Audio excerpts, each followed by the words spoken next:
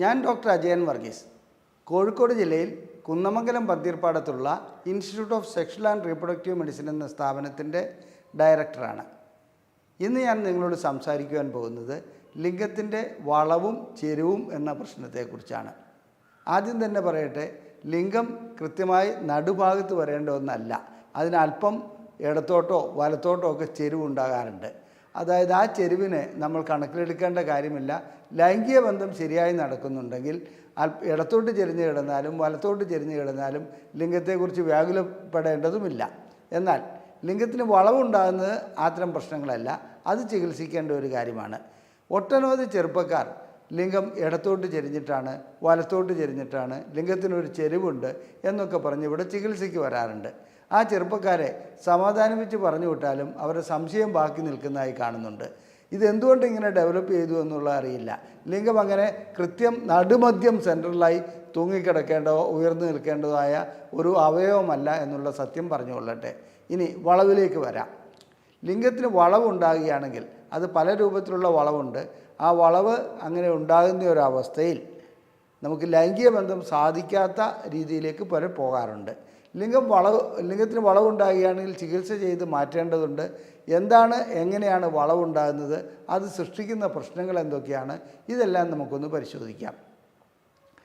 Peyronie's disease എന്നാണ് ലിംഗത്തിന് വളവുണ്ടാകുന്ന അവസ്ഥയെ പറയാറുള്ളത്. ഈ പൈറോണീസ് ഡിസീസ് സ്വാഭാവികമായും ഒരു പ്രായം കഴിഞ്ഞവരിലാണ് കണ്ടുവരുന്നത്. 20 വയസ്സ് മുതൽ 30 വയസ്സുള്ള വ്യക്തികൾക്ക് പൈറോണീസ് ഡിസീസ് ഉണ്ടാകാറേ ഇല്ല. അങ്ങനെ ഇതുവരെ കണ്ടിട്ടില്ല. ഉണ്ടാകില്ല എന്നല്ല, ഉണ്ടാകാറില്ല. എന്നാൽ 30 വയസ്സിന് ശേഷം പല വ്യക്തികളിലും ഇത്തരം പൈറോണീസ് ഡിസീസ് അഥവാ ലിംഗം വളഞ്ഞു പോകുന്ന ഒരവസ്ഥ കണ്ടുവരുന്നുണ്ട്. അത് പല ഡിഗ്രി, അതായത് പല ഗ്രേഡിൽ വരാറുണ്ട്. വളരെയധികം കൂടുതലായി വളഞ്ഞത്, ലൈംഗിക ബന്ധം തീരെ സാധിക്കാത്ത രീതിയിൽ വരുന്നത്, അത് എത്രത്തോളം വളയുന്നോ അത്രത്തോളം കഠിനമായി പോയി കഴിഞ്ഞാൽ ലൈംഗിക ബന്ധം സാധിക്കാതെ വരും. ഇതിൻ്റെ കാരണങ്ങൾ എന്താണ്? 2 രീതിയിൽ ഇതിൻ്റെ കാരണങ്ങൾ അനുമാനിക്കപ്പെടുന്നുണ്ട്. അത് വ്യക്തമായി തെളിയിക്കപ്പെട്ടിട്ടില്ലെങ്കിൽ കൂടി ഒന്നാമത്തെ കാരണം ലൈംഗികമായിട്ടുള്ള തീവ്രമായ ലൈംഗിക പ്രവർത്തനത്തിൽ ഏർപ്പെടുമ്പോൾ ലിംഗത്തിനകത്തുണ്ടാകുന്ന ക്ഷതങ്ങളായിരിക്കാം ഇതിൻ്റെ കാരണമെന്നാണ് കണക്കിലാക്കപ്പെടുന്നത്. നമ്മുടെ ലിംഗത്തിലെ അത്തരം ക്ഷതങ്ങൾ ലൈംഗികമായി ബന്ധപ്പെടുമ്പോൾ വളരെ അപൂർവമായിട്ടേ ഉണ്ടാകാറുള്ളൂ. എന്നാൽ വളരെ തീവ്രതയോടുകൂടി ബന്ധപ്പെടുമ്പോൾ ചിലപ്പോൾ അങ്ങനെ സംഭവിക്കാറുണ്ട്. ചില വ്യക്തികളെ സംബന്ധിച്ചിടത്തോളം ലൈംഗികമായി ശക്തമായി ബന്ധപ്പെടുമ്പോൾ ലിംഗം ഒടിഞ്ഞു പോകുന്ന അവസ്ഥ ഉണ്ടാകാറുണ്ട്. അത്തരം അവസ്ഥയിലും സൃഷ്ടിക്കപ്പെടുന്നതിനേക്കാൾ വളരെ ലളിതമായ രീതിയിലുള്ള സമ്മർദ്ദം വരുമ്പോഴോ മറ്റോ ലിംഗത്തിനകത്ത് വലിയ നേരിയ രീതിയിലുള്ള ക്ഷതമുണ്ടാകുകയാണെങ്കിൽ അത് വീണ്ടും പൈറോണീസ് ഡിസീസായിട്ട്, അഥവാ അവിടെ ആ രക്തം കട്ട പിടിച്ച് അതൊരു കലയായി മാറുകയും അതൊരു മുഴയായി മാറുകയും ചെയ്യാറുണ്ട്. ഇനി ലൈംഗികമായി ബന്ധപ്പെടുന്ന രീതിയിലല്ലാതെ തന്നെ ലിംഗത്തിന് ക്ഷതം ഏൽക്കാറുണ്ട്. ചില കായിക പ്രവർത്തനങ്ങളിൽ ഏർപ്പെടുക, ഫുട്ബോൾ കളിക്കുക, അതെവിടെയെങ്കിലും ടച്ച് ചെയ്യുക, അതുപോലെ ഇടിക്കുക, അങ്ങനെയൊക്കെയുള്ള സന്ദർഭങ്ങളിൽ ക്ഷതമുണ്ടാകാൻ സാധ്യതയുണ്ട്. ഇങ്ങനെ ക്ഷതമേൽക്കുന്നവരിലും പൈറോണീസ് ഡിസീസ് കണ്ടുവരുന്നുണ്ട്. അപ്പോൾ പൈറോണീസ് ഡിസീസിൻ്റെ ഒരു കാരണം ക്ഷതമേൽക്കുക എന്നുള്ളതാണ്. വളരെ ചെറിയ രീതിയിലുള്ള നമുക്ക് ലിംഗത്തിൻ്റെ ഘടന പരിശോധിക്കുമ്പോൾ ഒരു കാര്യം മനസ്സിലാവും. ലിംഗത്തിൽ കോർപ്പസ് കാവർണസം എന്ന് പറഞ്ഞ് രക്തം അകത്തേക്ക് വന്ന് ഫില്ല് ചെയ്യപ്പെടുന്ന, നിറഞ്ഞു നിൽക്കുന്ന 2 ഭാഗങ്ങളുണ്ട്. കോർപ്പസ് കാവർണസം, അത് ഇടതുവശത്തും വലതുവശത്തും കോർപ്പസ് കാവർണസം ഉണ്ട്.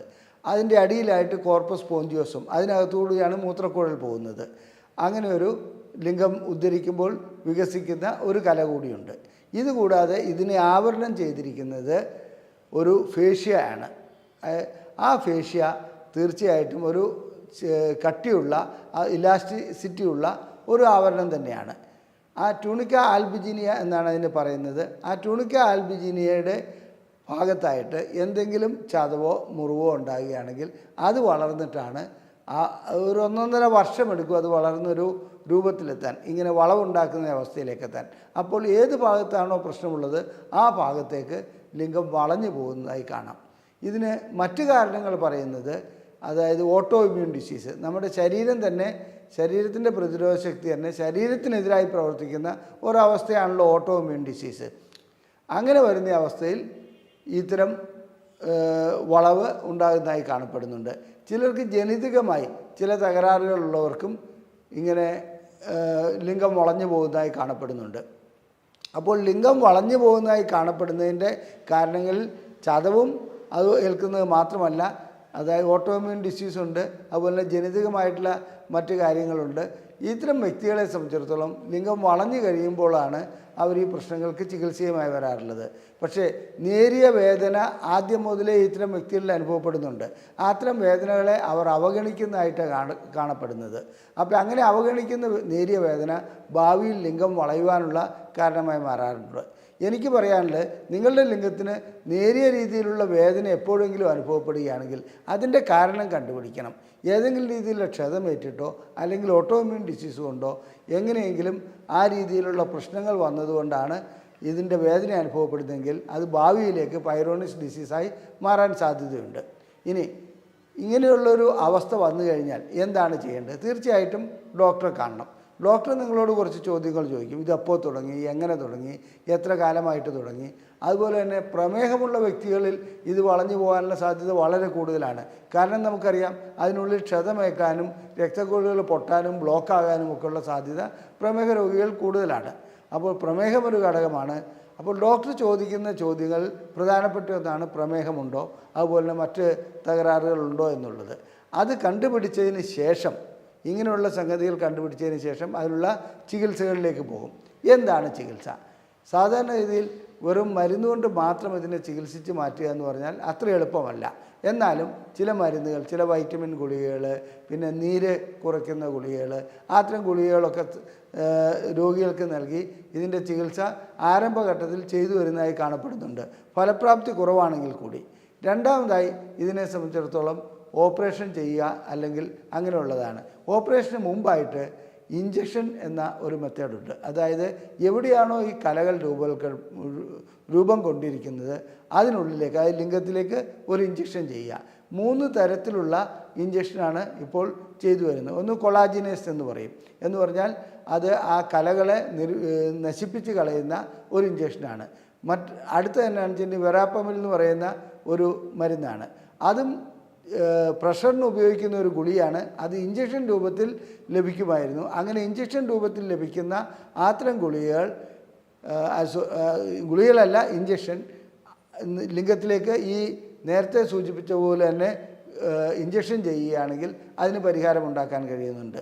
1-2 സിറ്റിംഗ് വേണ്ടി വരും. മൂന്നാമതായി ഇൻറ്റർഫെറോൺ ചികിത്സ ഈ ഇഞ്ചക്ഷൻ വഴിക്ക് തന്നെ ചെയ്യാൻ പറ്റും.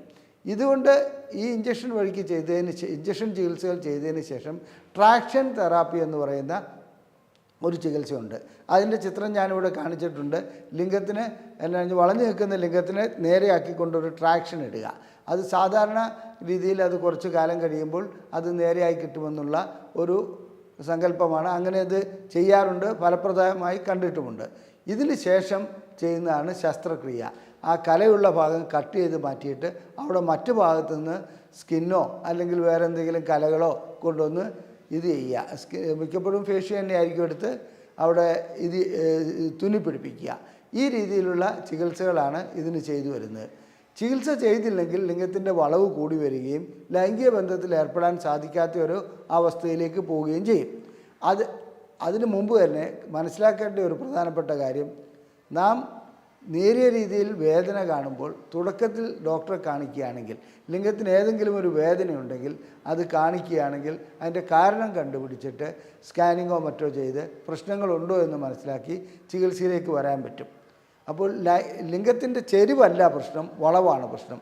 അങ്ങനെ വളവുണ്ടാകുന്ന ഒരു വ്യക്തിയെ സംബന്ധിച്ചിടത്തോളം ലൈംഗിക ബന്ധത്തിൽ ഏർപ്പെടാൻ കഴിയുന്നത്രയും കാലം ബന്ധപ്പെടുന്നതും നല്ലതാണ്, ബന്ധപ്പെടാതിരിക്കുകയല്ല വേണ്ടത്.